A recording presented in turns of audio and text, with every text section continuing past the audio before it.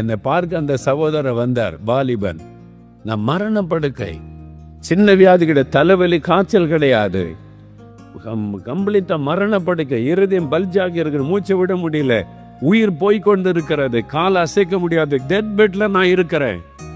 அந்த வாலிபன் எங்க அம்மா சொல்றாங்க, இயேசுகிட்ட ஜெபம் பண்றியான்னு. உடனே நான் போய் ஒரு பாஸ்டர் கூட்டிட்டு வரேன்னு சொல்லல, நான் போய் ஒரு ஊழியக்காரனை கூட்டிட்டு வரேன்னு சொல்லல, உங்க மகன் இந்த சர்ச்சுக்கு கூட்டிட்டு வாங்கன்னு சொல்லல. நான் ஜெபிக்கிறேன் எலியா, நான் ஜெபிக்கிறேன். அவர் ஜெபம் பண்ணும் போது எனக்கு அற்புதம் நடந்தது. நீங்க ஜெபம் பண்ண அற்புதம் நடக்கும். நீங்க ஜெபம் பண்ண சப்பானி நடப்பாங்க. நீங்க ஜெபம் பண்ண குருடர் பார்வை அடைவாங்க. நீ ஜெபிக்கணும் தைரியமா. இப்ப ஆண்டவர் யாரை வச்சு அற்புதம் செய்யற தெரியுமா? 6 வயசு பிள்ளை. ஜெபிக்கலாம் நிகழ்ச்சியில நான் சொல்றேன், உங்களுக்கு வியாதி இருந்தா குட்டி பிள்ளைகள் ஜெபிச்சா கூட அற்புதம் நடக்கும்.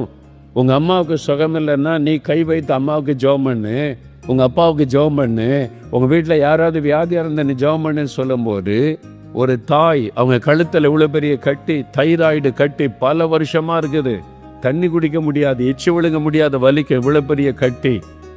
அந்த தாய் பக்கத்தில் 6 வயசு சின்ன பெண் உட்கார்ந்து பிரசனத்தை கேட்டு கொண்டிருந்தாள். குட்டி பிள்ளை ஜெபி, விசுவாசத்தோடு ஜெபிச்சு அற்புதம் செய்வார்ன உடனே ஜெப நேரத்தில் 6 வயசு சின்ன பிள்ளை எழும்பி தாயினுடைய கழுத்தில் கை வைத்து, ஏசப்பா இந்த கட்டியை எடுத்து போடுங்க, இயேசுவின் நாமத்தில் இந்த கட்டி மறையட்டும்னு ஜெபிக்கிறாள். கட்டி மறைந்து விட்டது. 6 வயசு சின்ன பிள்ளை ஜெபம் பண்ணி கட்டி மறைந்து விட்டது. நீங்க எழும்பாட்டா இனி எல்கேஜி யூகேஜி படிக்கிற பிள்ளைகளை வச்சு தேவன் அற்புதம் செய்வார். நீங்கள் எழும்பாவிட்டால் ஸ்கூல்ல படிக்கிற ஏபிசிடி படிக்கிற பிள்ளைகளை வச்சு தேவன் தன் வல்லமை வெளிப்படுத்துவார். எழும்பு, எலியாவாக எழும்பு.